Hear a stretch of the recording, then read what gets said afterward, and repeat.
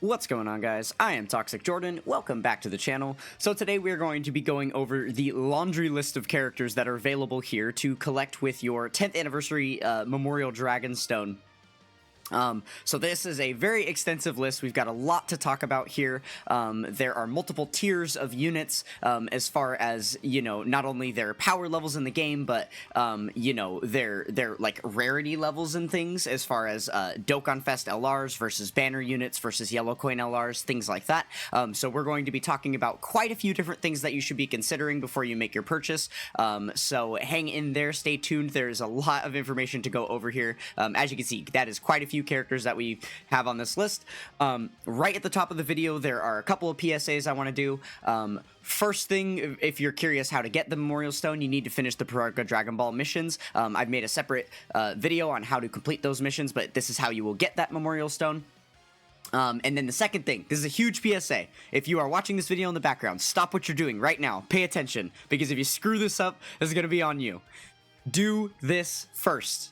There is a new ticket collecting campaign where you can get more Tons of Thanks tickets. 30 more Tons of Thanks tickets just became available in Part 3. So you are going to get a couple more multi-summons for free on the new 10th anniversary banners. Do not buy one of the 10th anniversary headliners with this stone before you get these tickets. Try to summon the LR that you want first with the tickets, and then if you get them, great, and then you could pick a different unit with your stone. You're going to be kicking yourself if you pick them up with the stone, and then you farm up these tickets later and end up pulling a dupe of them, right? So just keep that in mind. Don't say I didn't warn you. Alright, now that we've gotten the PSAs out of the way, let's go ahead and dive into the list. So obviously, the first 6 units that are available here are going to be the brand new anniversary headliners. So obviously, these are like the most powerful units on the list. Well, most of them. I would say 4 of them probably would count as the most powerful units on the list here. So of the 6, the order of power that I would say would be Vegito number 1, Gogeta very close behind at number 2, and then the Super Saiyan 3 Goku just behind them at number 3, the Gohan a little bit behind that at number 4, and then the Super Saiyan Blue Evolution Vegeta and the Tag Switch Goku Frieza kind of tied for 5th, but if I really was forced to choose, I would say maybe Goku Frieza 5th and then Super Saiyan Blue Evolution 6th.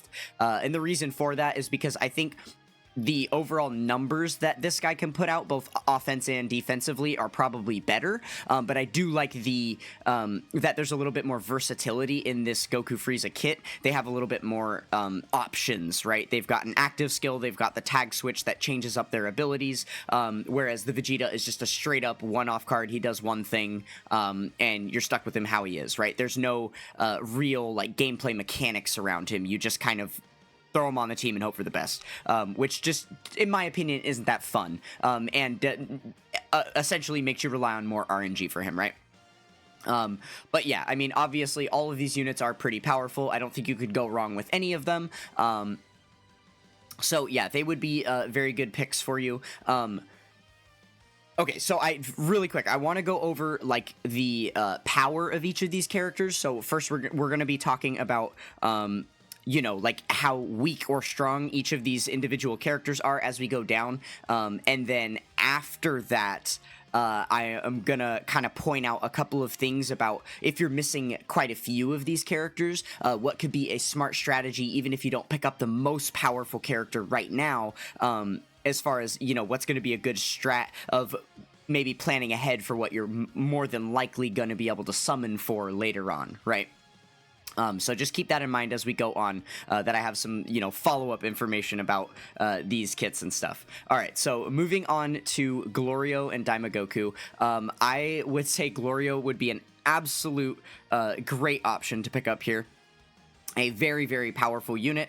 He's got a pretty solid leader skill as well, and, you know, one of the best support units in the game that can be thrown on other teams as well. So, Gorio definitely could be a good idea to pick up. Goku kind of falls under the same realm. His leader skill is not nearly as good, though, and I would say his sheer power is not quite as good. If you consider Gorio is a slot 3 unit, and I would say he's the best slot 3 unit in the game, Goku is built as a slot 1 unit, and he is only an alright slot 1 unit. He is not, like, insane or anything in slot 1, right? So yeah, I would say that Gorio outclasses the Goku by quite a heavy margin. Okay, the Super Saiyan 3 Gotenks would be a very, very good pickup for you. This unit is super powerful, one of the best units on basically any of the teams that you can run him on, and again, outclasses Daimogoku as a slot 1 unit by miles, right? This is an example of one of the best slot 1 units in the game. Nobody can beat AGLUI Goku, in my opinion, but this guy is definitely up there, breaking like top 3, top 5. As far as slot 1 units. So yeah, this and then you know, on top of the defensive capabilities that he's got in slot 1, he also puts out a crap ton of damage. So yeah, Super Saiyan 3 Gotenks definitely would not be a bad idea to pick up. Okay, straight up, easiest thing. They did actually add the banner units into here for all that, you know, came out alongside all of these Dokkan Fests. Please don't get a banner unit with this. You're definitely going to want to try and get something more lucrative than a banner unit. You're going to want to at least go for a Dokkan Fest or an LR in some capacity. Just do not get a banner unit. I suppose there's like a very, very small niche of people that basically have every unit in the game and are maybe happen to be missing one banner unit, and that's like the only thing on this list they're missing. Those are probably the only people that I would even recommend to consider that. But yeah, if you are missing even one character on this list that is not just a banner unit, but is like an LR or a Dokkan Fest, I would say get that instead of the banner unit. Or even if you're only missing the banner units on here and you have everything else, I would recommend getting a dupe of one of these powerful Dokkan Fests over picking up one of these banner units, right? Just because remember that the banner units are going to be available unfeatured on every single banner that you ever summon on. And it's likely that over time they will find places to feature them randomly, you know, at the tail end of carnival banners and things like that, right? So these banner units these days are not that hard to come by. I definitely wouldn't recommend them.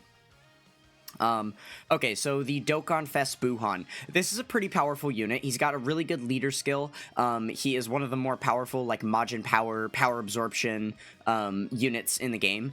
But I don't think that he is fully needed. I think that there are a lot of other really good Buu cards in the game, to where you can get by with whatever missions you might need for power absorption things, or for Majin power things, or sworn enemy things, or, you know, even artificial life forms, where you're not going to, like, fully have to depend on this guy. There are quite a few other leader skills available, too, right? Because he has a pretty good leader skill himself for those types of missions to build, like, full Buu teams and stuff. But there are a few other Buu cards in the game that accomplish the same purpose, right? I think that a lot of people may have skipped the, you know, summons for him initially, and it hasn't been too much of a problem. I wouldn't say that this is as much of a staple as something, an example of, like, you know, Super Saiyan 3 Gotenks, I would say is much more of a staple on the teams that he's on, right? But the one thing to consider, though, is that this guy does have, actually, before I misspeak, let me open up the card. I'm pretty sure he has a domain that is actually pretty powerful. Let's see here. Yeah, because when he goes into Super Buu, I'm pretty sure he does a domain here. So the domain effect, power absorption and transformation boost gets a really big buff, and then Majin Buu Saga gets a big buff as well. So that is a huge upside for him, right? He is effectively like the Int Broly, but for, you know, the, like, power absorption Majin power variant, rather than, like, the uncontrollable power thing, right? So yeah, for now, because of the teams that you're going to be running him on, this is definitely the best domain that you'll get there, and kind of the only domain that you're really going to be seeing. I mean, he is on uncontrollable power, so obviously you're not going to want to run this guy if you're using, like, the Int Broly team, because you're going to have to prioritize those domains, or, like, on transformation boost if you're on the AGL Broly team, because you'd want to prioritize his domain, but basically anywhere else, this is going to be, like, the best domain that you can use. So that is something to consider. He definitely has that going for him, right? He also has a Big Bad Boss's character. That's pretty cool. Okay, so moving on, we've got, what is this, Angela and Metal Matcha? No, banner unit, so definitely not. We have the Dokkan Fest Lord Slug. I actually need to take a look at his kit really quick, because I do not have this guy, so I have literally never used him. Not even as a friend lead or anything. I just don't think that there's ever been a relevant time for me to need to use him, I guess. Like, anytime I need a demonic power leader, I wouldn't use him as a friend lead because I'm using Gorio instead. And then if I need a movie boss's leader, then I'm going for the Tech LR Broly. That's a 200% movie boss's leader. There's like no reason I would ever run him in that space, right? And that is kind of one of the things that I want to point out, regardless of the power of his kit, because I assume that he is actually a pretty good unit here. Oh, I suppose we should go to the Dokkan Awakened version of him to take a look at the real kit, right? But regardless of that, this is a really big point, right? Look at his categories here. Space traveling warriors, terrifying conquerors, movie bosses, inhuman deeds. All of these are very, very universal categories that are on a lot of the top villain cards, right? So the same way with the reason like the Buhan isn't really like needed that much, I feel like this guy isn't really needed that much, just because there's a million other units that you can swap in on basically all of these categories, to where he isn't like a super staple that you need, especially when it comes to leader skills. There are so many terrifying conquerors and movie bosses and stuff and space traveling warriors leader skills. This guy is like not needed there, right? He also does have a domain though. Okay. He's just giving 2 key and recovering HP. That's not actually that good of a domain. Oh, I'm sorry. No, that's just an extra effect he gets when the domain is active. My apologies. This is actually the domain effect here. Okay, okay, I mean, yeah, yeah, okay, that's good. 15% support is nice. He's not getting the double support like the Buhan. Okay. Yeah, see, this is a little bit more niche because the second part of it is just going to be basically an advantage if you're fighting against an Earthbred fighter, then you'll do more damage to them, right? But yeah, I don't know. I mean, okay, let me take a quick glance in his kit just because I'm not super sure here. Oh, I guess that's one thing, is that he can just activate the domain immediately. That is kind of cool. 33% damage reduction in base, plus this, which he's getting, okay, so he's just at 66% damage reduction as long as you have, this entrance up, which obviously you wouldn't want to use him without the entrance animation, right? And then he's getting stats for attack performed, with the additionals built in, which is nice.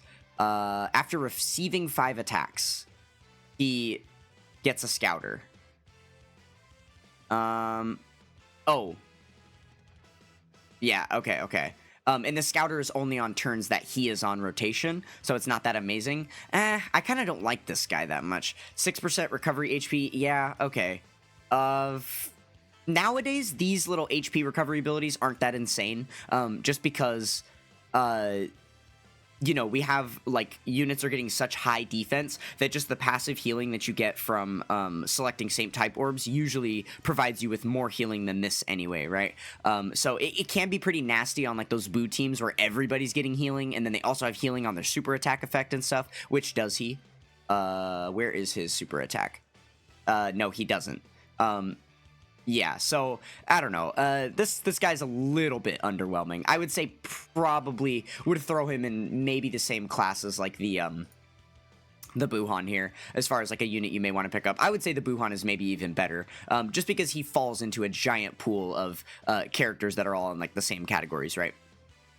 Okay, so here we have the Yellow Coin LR, Kid Gohan and Piccolo. This is a neat card. I don't actually have this card either. Let's go ahead and take a look at his kit as well, just to make sure there's nothing amazing here that I am missing out on. Okay. Let's see. Okay, massively raising attack on 18 key, raising on normal. Okay.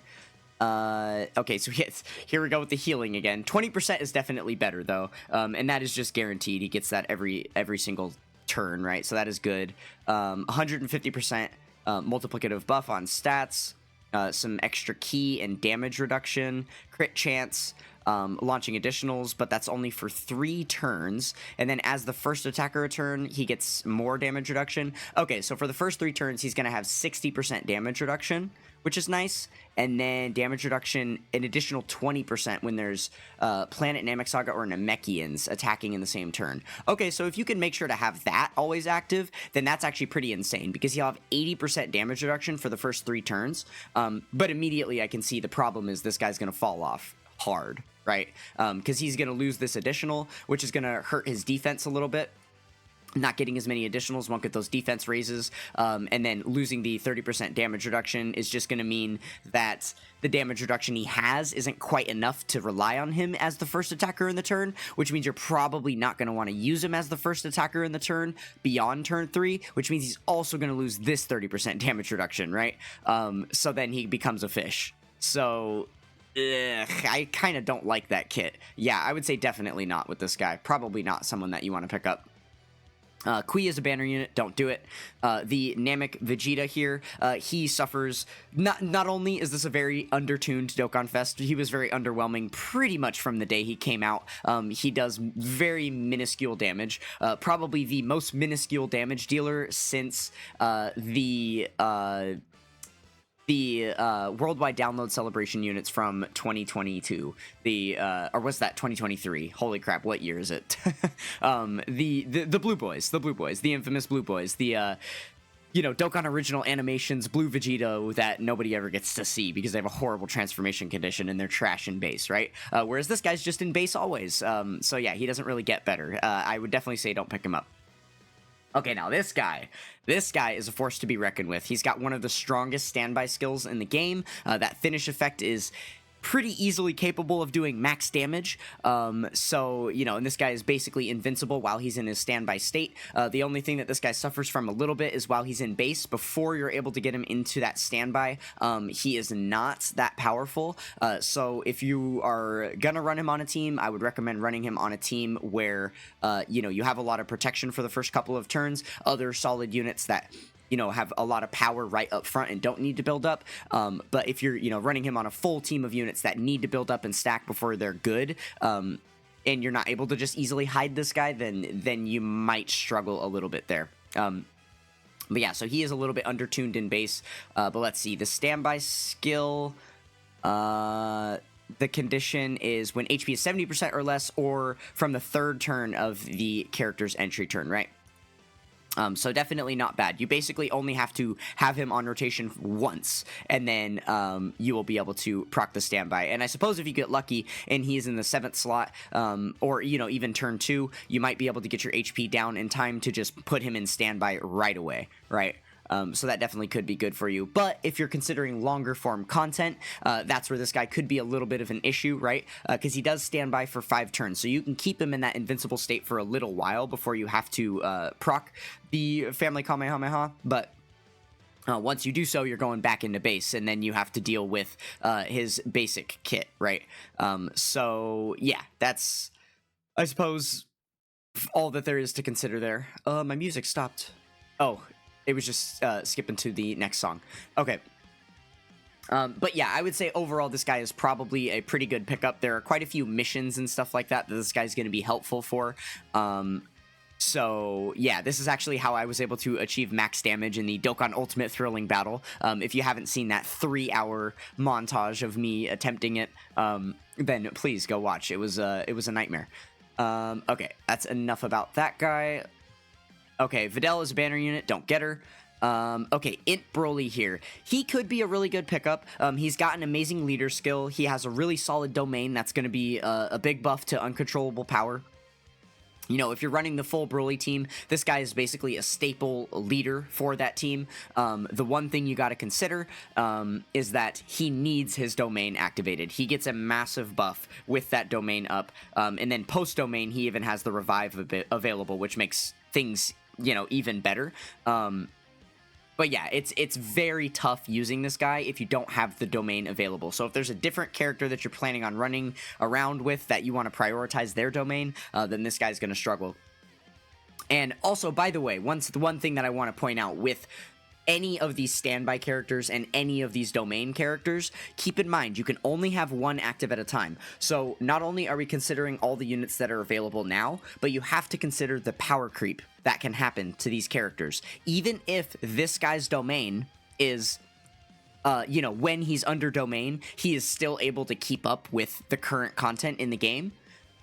That's not going to matter the moment that they release one card on his team that has a better domain. A perfect example of this is the 9th anniversary LR AGL Broly. He has a domain that makes him an absolute behemoth, right? But as soon as this Int Broly came out, that AGL Broly becomes basically irrelevant, because now we have a better domain character that you're prioritizing their domain, so then immediately the other character, you're no longer using their domain because you can only use one at a time, and then that means that that other character who is forced to be in base loses a lot of power, and now they're basically power crept out of the meta, right? So any of these domain characters, that can happen to them. Same thing with the standbys, right? You can only proc one standby at a time. So you are going to... Oh, actually... I'm lying to you. Is that true? Wow, my brain is fried right now. I actually can't even think of an example. I'm trying to ponder, like, ponder Jiren's, ponder... Yeah, okay. You can only activate... That is final answer. You can only activate one standby at a time. Yeah, so they suffer from that same exact example of possible power creep, right? So yeah, that is just definitely something to keep in mind if you are, you know, trying to pick up these characters that have those kind of special abilities. Alright, next up we have the Tech LR Broly here. He is an absolute behemoth. He is, no matter how you swing it, I think top 5 unit in the game.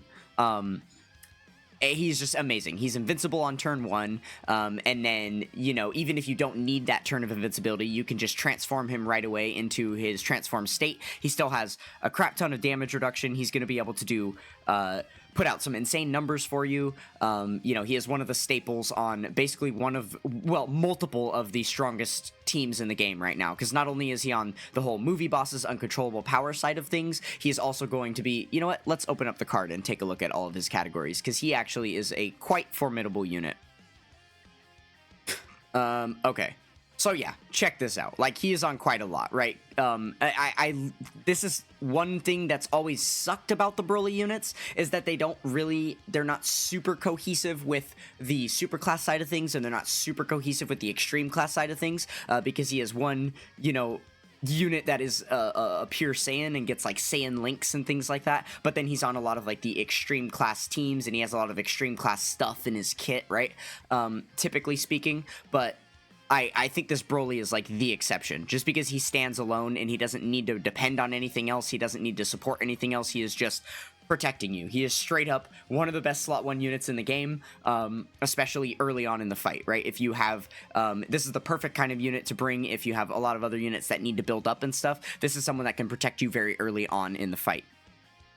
So yeah, an absolutely amazing unit. It's going to be a very long time before this guy ages out of the meta, especially because, again, he doesn't have standbys or domains to depend on. He just gets all of this raw power regardless. So even if they release another base form Broly that has the exact same name as him, you know, give movie bosses 220% or something like that, so you'd no longer be using this guy as the leader, you could still very easily run this guy on that team, and there's nothing that new Broly, even if he has a domain or something like that, is going to be able to do to power creep this guy out, right?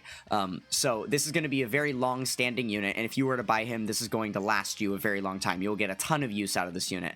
So yeah, this is definitely one of my top picks here for the stone. Okay, we have the Piccolo and Vegeta. They are a banner unit. Don't get them. So we have the Saiyan Trio. They are also a unit that kind of depends on the standby. I would say, in comparison to the Family Kamehameha Gohan here, they are going to look a little bit less fragile in base, maybe? Yeah, probably. They're probably going to be equivalently fragile in base, maybe a little bit less fragile in base than him. And then their standby is... their like standby into finish skill effect. I mean, both of those units during standby are basically invincible. That is a pretty typical thing for most standby units in the game, right? And then the finish skill effect is still going to be a very hard-hitting attack, but I think not quite as hard-hitting as this one. So yeah, I would say overall, they are pretty similar characters. I would just say that the Family Kamehameha Gohan is a little bit better than they are. But yeah, I don't know, maybe a medium level pick. You couldn't go wrong with them. If you've got most of these other Dokkan Fest LRs and stuff, they could be a nice addition. But again, just keep in mind, they do depend on that finish skill effect, which means they will be power crept eventually, once it is no longer the best one on the team to be using, right? Bulma, okay, while she is probably one of the best banner units on this list, a very, very good card. I guess depending who you ask, I am a dodge enjoyer, and she is a very dodge heavy unit, right? On top of being a rainbow orb changer and a support unit. A very fun unit to use, but again, it's a banner unit. You definitely should not get her. Okay, then we have the Dokkan Fest Master Roshi. This is actually quite a fun unit. So there's something specific that I do want to say about this unit that is definitely to be considered. So he is a 200% what? Oh, no, I'm on the SSR. I was like, what? I thought he's a 200%. What is that 150? Getting myself confused there. Okay, yeah. So he is a 200% Peppy Gals leader, which is very exciting. The main place where this unit is going to be viable for you is in the heroine battle stages. Now, those heroine battle fights are very, very tough. They are not something that you can just grab the new anniversary LRs and then jump in with your hardest hitting, most buffed up team and win. Those fights are very, very gimmicky, and they require a lot of special units that can do a million extra additional attacks for you within a turn, that can select a ton of orbs, especially rainbow orbs. You're going to need a lot of rainbow orb changers and things like that. And more importantly than that, there are some missions tied to the heroine battle stages that require you to use a bunch of Peppy Gals characters to defeat those stages, right? And there's even a couple of missions in there to use Master Roshi specifically to beat those stages as well. And this is obviously by far the best Master Roshi in the game, the second place being probably the 6th anniversary free-to-play LR. Which is how I beat those stages, because I don't actually have this Master Roshi, right? So yeah, the reason that I point this out is because I've gotten multiple comments on my YouTube channel about the wallpaper that you can get from the heroine battle stage. This is that wallpaper, and I think it is a pretty nice wallpaper. I pretty sure it's like my favorite one in the game right now, and I think a lot of other people feel that sentiment, and gee, I wonder why. Okay, so yeah, you know what they say about DBZ fans, we can't read, but there's one thing we can read, right? Okay, enough about that. But anyways, yeah, so in order to get this wallpaper, you do have to fully finish that heroine battle event, and I think this wallpaper, being one of the coolest rewards that they've given us in game, definitely could be worth. If you're struggling getting through that, this Master Roshi will help you indeed, right? So yeah, that is a big thing to consider with Master Roshi, and I'm leaning toward him as my pick, actually. There aren't very many units that I'm actually missing on, the entire list here, but he is one of them, so that is one of the ones that I am considering for sure. Okay, so next up we have AGL Jiren. This is obviously a behemoth of a unit. We have just continuously been getting non-stop buffs toward Universe Survival Saga. This guy has a lot of places that he can be used. His domain, or not domain, his standby skill is absolutely insane. And while a lot of these other units are very great defensively in their standby, he is actually invincible, right? As long as you select, 5 key spheres, I believe, then he has over 100% damage reduction and, actually, factually cannot be harmed. So that is, a huge thing, right? And he's got a lot of cool stuff in his kit when you transform into the full power state. He's going to be a very, very hard-hitting unit, keeping up with, the current attack stats of busting over, 30 million and stuff like that. He's got a Scouter, I believe, for the first turn after he goes full power as well. And then he just has a straight-up 200% Universe Survival Saga leader skill. So anytime you need to do some type of Universe Survival Saga mission, he is going to be right in there for you, being able to lead the team. So yeah, Jiren is very, very powerful, and unlike a lot of the other units that have a standby and then, you know, some type of finish skill effect, you know, taking them into a new transformation or whatever, this unit actually does not struggle in base. He still has a very, very strong kit in his base form and looks pretty good turn 1 as well. So yeah, Jiren is definitely, you can't go wrong with the pickup of Jiren on this list here. STR Dispo, a banner unit. Probably shouldn't get him. He is one of the better banner units on the list, but I would say because he's a banner unit, don't pick that guy up. Tech UI Goku. At this point, I have mixed feelings about him. He hasn't been quite as reliable for me as like a slot 1 unit as you would hope. He is very, very heavily like dodge or die. He does have the potential to take a lot of damage, and looks kind of wimpy and pathetic in his base form compared to most of the other characters that are releasing right now, right? He struggles to even get like a 10 million attack stat sometimes. Well, basically all the time, keeping in mind that mine is 55%, but even with like friend units that are rainbowed and stuff that I use of this guy occasionally, his attack stats are meek, they are feeble. But the upside of this guy, obviously, is his domain transformation that's going to be available to you. That is where he makes it all up, right? So once you get his domain effect active, which you just have to wait for the 5th turn from his entry turn, which is a little bit late, right? Obviously, we've been getting a lot of very long form content in this anniversary, so you know there are some potential places to be able to take advantage of this, but it's not everywhere, and turn 5 is just a lot. Sometimes these stages get very, very hard prior to turn 5. He does have quite a bit of dodge in his kit, you know, that's gonna maybe allow him to survive until then, but yeah, it's I don't know, it's tough. You're not always able to see this proc, because remember, it's not turn 5 from the start, it's turn 5 from his entry turn. So if you get lucky and he's slot 7, that's going to be very, very rough for you. It's going to be a long time before you get that. But he does have it is by definition a unique skill, because there's no other character that has an effect that does this. So right here, this part down here. Superclass enemies and allies can nullify attacks that are guaranteed to hit, making it possible to evade these attacks. That is a huge deal, because we do have some very hard fights in the game that are dodge canceling bosses, right? And they will continue to add more and more of these forever. That's never going to change. This is always a mechanic that they're going to continue to take advantage of and occasionally throw out at us, right? And that does make it so that some of the best characters in the game physically cannot be run in those stages. The perfect example of that is AGL UI Goku. If he is run in a stage where he absolutely guaranteed cannot dodge, he will die. Factually, he'll die. There's nothing you can do about that, right? Well, with this unit, there is something you can do about that. You can actually change these fights so that dodge canceling bosses are no longer dodge canceling. This is the biggest effect that the Tech UI Goku has, and if that is something that is appealing to you, then I would definitely say this could be the character for you. Definitely could be. He's also on like a million teams because he is a Goku card, right? But I do find myself, for the most part, running him with the Universe Survival Saga build, just because of that example, right? Usually I am running him so that my AGL UI Goku can dodge when he needs to, right?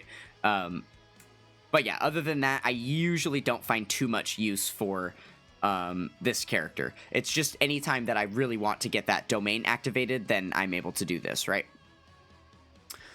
Okay. Moving on to the next, we have Str Cell Max. This is a very powerful character. The problem with him is that there's not enough places to use him, I feel. He, is one of the strongest characters in the game. Probably top 10. Probably.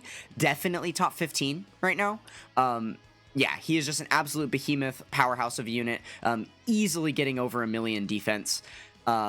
So yeah, quite insane, but the problem with him becomes this. He's on such a limited amount of teams, and not only does he not even have the categories to be run on, he also has, some very strict you know, things in his kit here. So, you know, when there's another artificial life forms or super boss category ally on the team, he gets his entrance animation, giving him stats and guard and stuff like that. And then when all allies in the turn are amongst these few categories that are not that great. I mean, movie bosses, sure, but the other two are not like that great right now. He gets massive defense and a good chunk of damage reduction here. And then this is pretty easy to proc when there's no superheroes category allies attacking, right? But that's just giving him attack power. So as far as the defensive power of this kit, this part right here is very, very huge, right? So I suppose on a movie boss's team, he could look pretty good still. But again, that's not going to help him with this beginning part here, which does give him guard, and that is very important because he is going to build up defense with each attack received, right? So you're going to want him to have that guard early on in the extra stats before he builds up, and then also the additional attacks here, right? Because what is his super attack effect? Oh, I guess he's only greatly raising attack, so he's not getting any more defense that way. But yeah, so the restrictions in his kit on top of the, you know, the limited categories really do hurt this guy. But aside from that, he is an amazing unit. So whenever you do find the opportunity to use him in a golden situation, he is never going to fail you. He will be an absolute monster, but there just aren't going to be that many of those situations over time. So keep that in mind. Okay, AGL Trunks, not that good, and he's a banner unit. Don't get him. Okay, yeah, Rose, he's very not that good at this point. I would kind of put him maybe in the same box as, like, the AGL Namek Vegeta here. Just a really undertuned unit, doesn't do enough damage, isn't that amazing defensively, and he's Super Bosses and Kuroda Body and Mind Leader, and neither of those categories are really that insane right now, aside from, like, Janemba and Cell Max, right? So, yeah, definitely wouldn't recommend picking him up. This AGL Gohan, he has, I believe he has a Majin Buu Saga restriction in his kit, and that's the main reason that he is kind of hurt here. Let me see. Where, oh my goodness, he has a million super attacks because of the unit supers. Let's see here. Oh, yeah. So when there's another 2 or more Majin Buu Saga category allies on the team, he is going to be getting... okay, so he's buffing allies' defense for 2 turns, and then he gives himself 6 ki infinitely. Okay, and then when all allies attacking in the same turn are Majin Buu Saga category characters, he is going to be an orb changer as well. And then that is helpful because he gets all these stacking stats, you know, getting above 18 ki. It's also going to give him an additional super, which, what is his super attack effect? Oh, I guess it depends on whether you have the unit supers or not, right? Okay, so if one of the unit supers is a Goten Kid, Trunks Kid, or Gotenks Kid, which, you know, with... I guess if you're on a Majin Buu Saga team, it's not going to be too hard to find these units. There are a couple of very top tier, like the Physical Dokkan Fest Kid, Super Saiyan Kid, Trunks and Goten, and then the Super Saiyan 3 Gotenks are 2 units that come to mind that could proc this.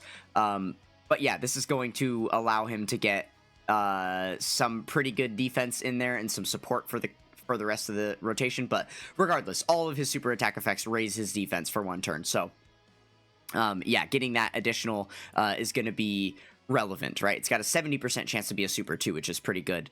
And then, yeah, he's also buffing Majin Buu Saga category allies. So, like, there's just so much Majin Buu stuff Majin Buu Saga stuff in his kit, right? And then there's also an activation condition for his active skill, which is going to be a big attack and give him some defense and stuff for the turn, which is going to be more easily procced with Majin Buu Saga category allies attacking in the turn, right? You're seeing the theme here. You have to run this guy on a Majin Buu Saga team or he is going to lose half his kit. So that being considered, I wouldn't say that this guy is in the top 10 Majin Buu Saga characters in the game. There are definitely 10 that are better than him. easily. So yeah, with that being considered, I would say probably don't pick this guy up. I don't think that he would be too worth it anyway. He is also only a yellow coin LR, which I didn't really go into that yet, but we will here at the end go into that. Oh my goodness, we are at 40 minutes here. Well, that's all right. We're giving you the deep dive that you deserve. Okay, so the tech. Oh man, dude, this Evil Buu is actually really good. I would say that this guy is more of a staple for like a Majin Buu Saga build. Not Majin Buu Saga, a Majin Buu card, like a Buu build, where you're doing all the extreme class Majin Buu Saga stuff and bringing all the Buu cards. This guy is more of a staple on that team than like the Dokkan Fest Buhan here. He is a really, really solid support unit.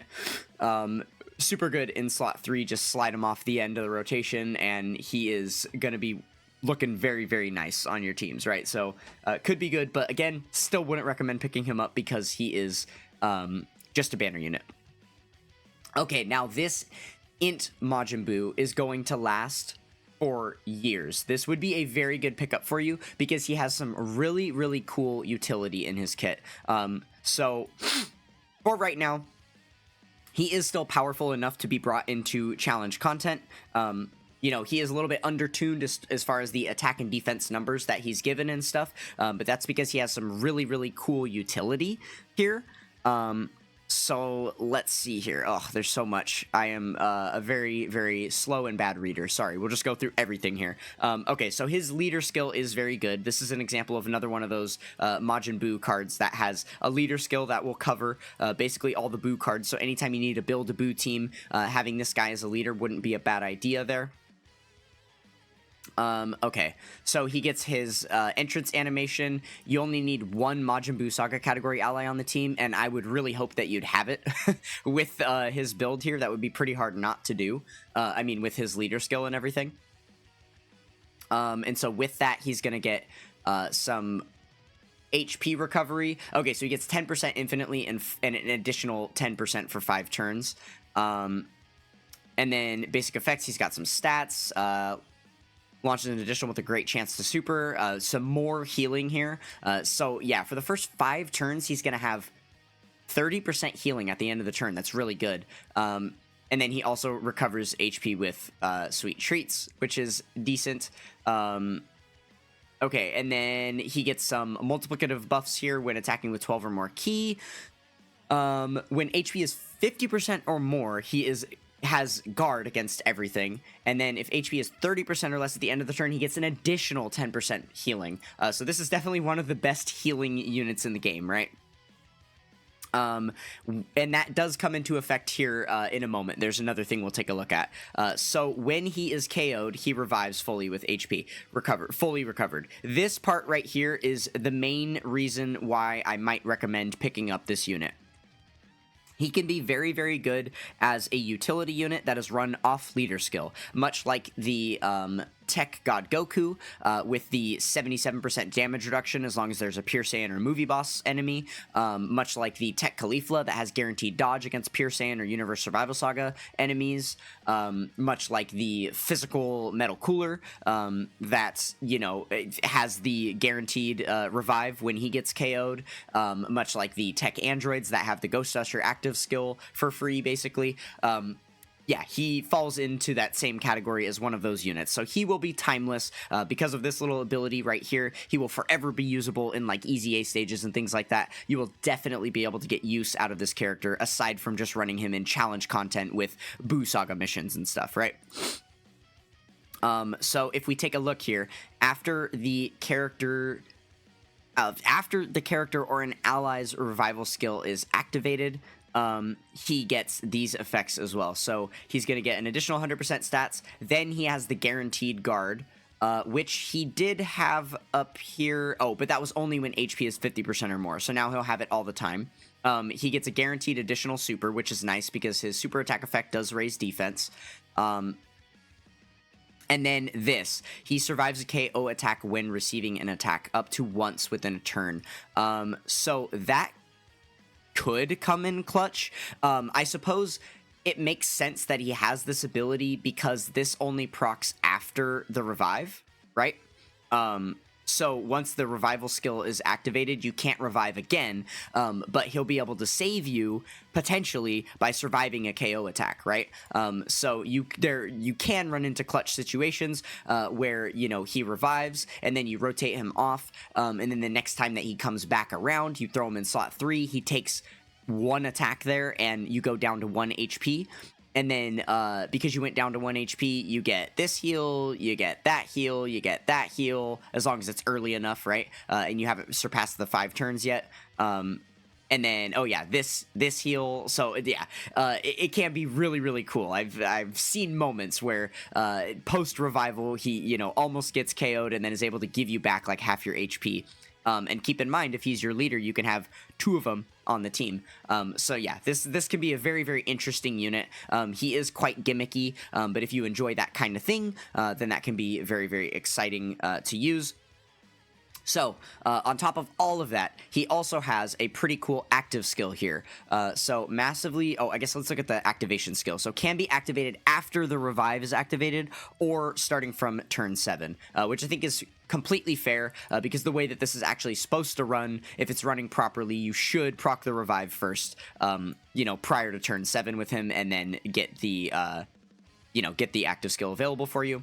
But regardless, it's going to massively raise attack, do ultimate damage, and then that. You are getting a free Ghost Usher. So, very, very easy to, you know, just get KO'd on a turn with him, and then when he comes back, you use the active skill, and you get a free Ghost Usher. So it's essentially 2 free turns in a row that you can get. This is why he is huge, huge, huge for, like, easy A stages, right? You could throw him on basically any easy A stage and he will be usable because of these abilities here. So yeah, he's going to give himself max key, and then he changes all key spheres to cookies. And cookies are what? They are sweet treats, which he recovers HP from. So yeah, this guy just like, I love this kit. This is so fun. So yeah, that's, and then, oh yeah, look at, he's on a million freaking categories, every category in the game. You'll love to see it. And then he also has infinite regeneration, which is some more healing. Yay. So yeah, this is a very fun unit. Definitely one that if you pick up, you will get a lot of use out of over time. Ooh, okay. We are almost done here. Kind of. For the most part, we're almost done. Okay, so the physical Gotenks, decent banner unit. Wouldn't recommend getting him because he's a banner unit. Okay, then we have the, let's see here, the Super Saiyan 3 Angel Goku. This is a pretty strong unit.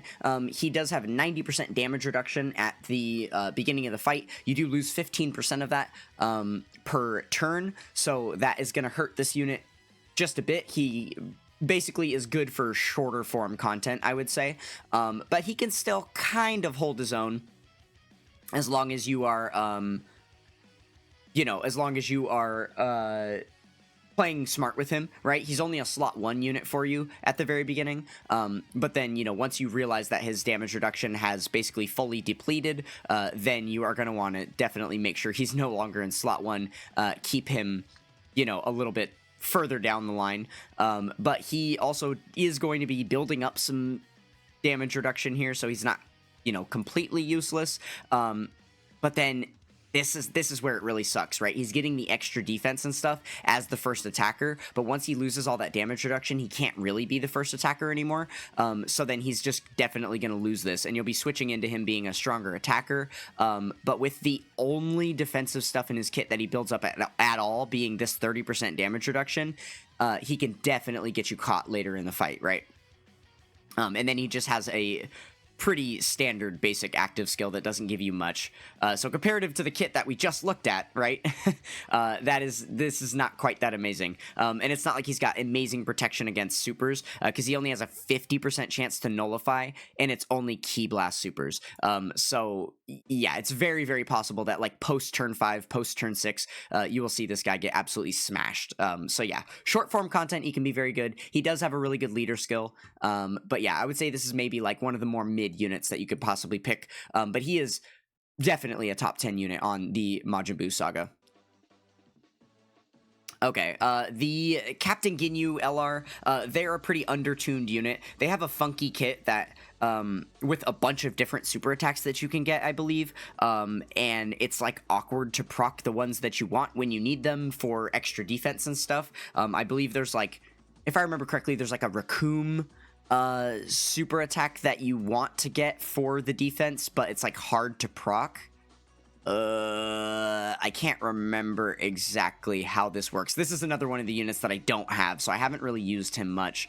But I do know that he's a bit undertuned, and you're pretty much, he's not on that many really good categories anyway. Just a lot of the typical villain ones, and then other categories that aren't that good anyway. I feel like most of the time when you're using this guy, it's probably just going to be because you're using a Ginyu Force team. He is probably the best Ginyu Force card in the game, but aside from that, nah, he's not that great. I probably wouldn't recommend getting him. Okay, Katopesla, while a very fun banner unit, he is a banner unit, definitely don't get him. Toppo is a pretty good Dokkan Fest. He's got some pretty strong defensive mechanics. He is built as a slot 1 unit. He is pretty good as a slot 1 unit, but I could see him starting to age out as a slot 1 unit. Basically, once we get to the point where he can no longer hang on in slot 1, then you're just not going to be using this unit anymore, because he loses a lot of his passive skill and stuff if you run him in, like, slot 2, slot 3. So yeah, once he's no longer able to keep up with slot 1, he's not going to be usable anymore. So I probably wouldn't recommend picking him up just for longevity purposes. King Vegeta probably don't get. That's a banner unit there. This Tech Super Saiyan Vegeta actually is still pretty decent. The damage numbers that he's dealing out aren't anything compared to what we've been seeing in the last couple of celebrations with these amazing releases, right? But this is still a pretty strong defensive unit. He's still got some places to be run, and being like a base Vegeta and a pure Saiyan and whatnot, he's got a lot of good categories. So yeah, that wouldn't be a horrible option, but again, definitely probably like a medium pick here. Dodoria, banner unit, no. This Frieza, not that great. He is hurt by quite a few things. One, he's not on Namek Saga.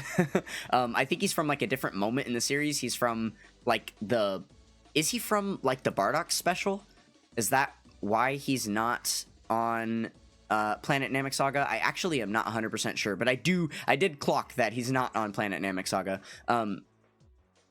Yeah, I suppose he would be on movie bosses. Do they count that as a movie? I'm not really sure. But I suppose maybe that's what they're highlighting, is, like, the moment where he destroys Planet Vegeta. Which obviously doesn't happen during the Namek Saga. So, yeah. But, you know, he's got all the typical planetary destruction, space traveling warriors, inhuman deeds, terrifying conquerors, all of the run-of-the-mill, extreme class categories, and I mean, he's no slouch, but he's also not the most amazing units around on there.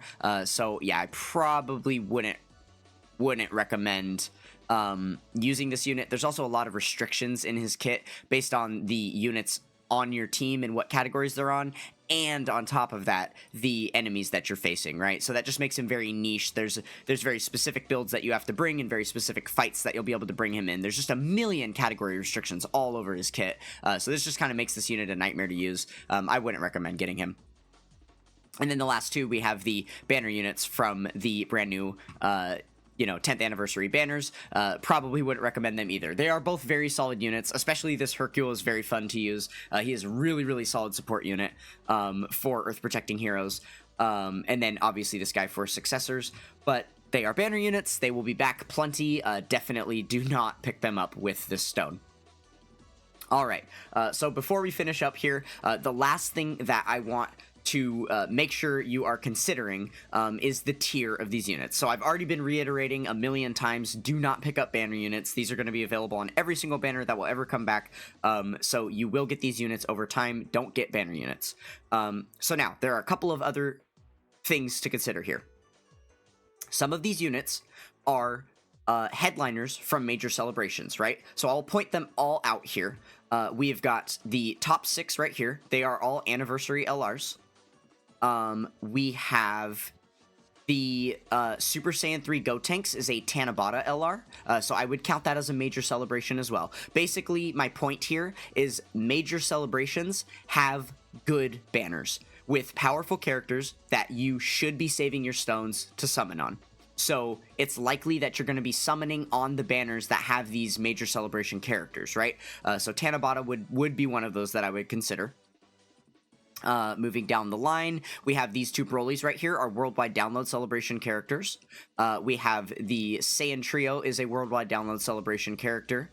Okay, so Jiren is a little bit of a weird one. He released for us on the Tanabata spot, but he is actually not a Tanabata LR, because the Super Saiyan 3 Gotenks was the Tanabata LR, and Jiren was just kind of a fill-in for us from a previous thing, so that doesn't count. Let's see, yeah, I think that's it for the major celebration characters. Okay, so all of the ones that I just pointed out right there, those are units that are going to be coming back on major banners. While they are some of the best characters on this list, and you might be very, very enticed to get them, I would advise you to maybe rethink that, because the probability of you pulling those units over some of these other ones is very, very high, because you're going to be summoning on the banners that they return on, right? Every single worldwide download celebration, every single anniversary, these units are going to be returning, right? So there's a lot of good stuff there. The Gorio and Goku, the thing to note about them is that they are a dual Dokkan Fest. So it's likely they'll return on a dual Dokkan Fest slot, which are also really, really good times to summon, right? Saiyan Day, Golden Week, things like that. We get some really, really good... Well, Saiyan Day actually isn't a dual Dokkan Fest. I misspoke there. Or is it... Yeah, Saiyan Day is not, and then Golden Week is a dual Dokkan Fest, if I remember correctly. But either way, whichever one of those is the dual Dokkan Fest, that's probably when we would see these guys return, but usually that's a very good time to summon as well. Let's see, is there any other, like, dual Dokkan Fests in here? I don't think so. Yeah, no. No. Okay. Alright. Yeah, so then the next, the only two ways to divide the rest of these units is, based on whether they are a Yellow Coin LR, or a Carnival LR, or just a normal, like, Dokkan Fest TUR from, like, a filler celebration throughout the year, right? So heading back up to the top, we have, this guy is just a filler Dokkan Fest, Lord Slug is a filler Dokkan Fest. Namek Vegeta is a filler Dokkan Fest. Oh, this Family Kamehameha Gohan is actually a worldwide download celebration LR as well. I did miss that one there. Yeah, it was 1, 2, 3, and 4 for that year, right? Or I guess for last year. Master Roshi is a filler Dokkan Fest. Jiren is actually a Carnival LR, right? I'm pretty sure that Jiren is a Carnival LR and not a Yellow Coin LR. It's a little bit confusing because the Super Saiyan 3 Gotenks is a Carnival LR, but he came out for Tanabata, and then he was just on his banner. Actually, I think that means Jiren is a Yellow Coin LR? I genuinely can't remember with that one, but that does make a little bit of a difference. The only reason it doesn't matter is because Jiren is powerful enough to get regardless of that status of his card, right? And then this is a filler Dokkan Fest here. Cell Max is a Yellow Coin LR. He is a filler Dokkan Fest. He is a Yellow Coin LR. He is a filler Dokkan Fest. Oh, no. These guys are a dual Dokkan Fest. Yes.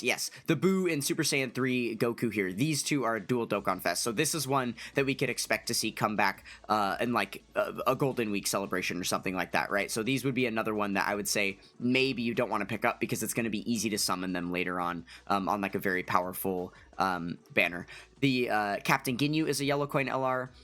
This is a filler Dokkan Fest with the Toppo. The Vegeta was the Saiyan Day LR, actually, so he'll come back on Saiyan Day. That would be a good time to get him as well.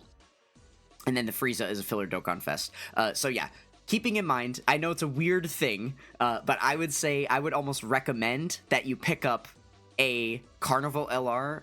Well, yeah, maybe, but like a filler Dokkan Fest more than anything, because these filler Dokkan Fests are going to return on other filler Dokkan Fest banners, and that's never where you should be spending your stones these days, especially after we've seen how insane all of the major celebrations of the year get, right? You should be prioritizing summoning during the anniversary and the worldwide download celebration more than anything, and then beyond that, it would be Tanabata celebration, the Saiyan Day celebration, and then the Golden Week celebration, and sometimes New Year's as well has a really good dual Dokkan Fest, which I believe is when the Daima Goku and Glorio first came out, right?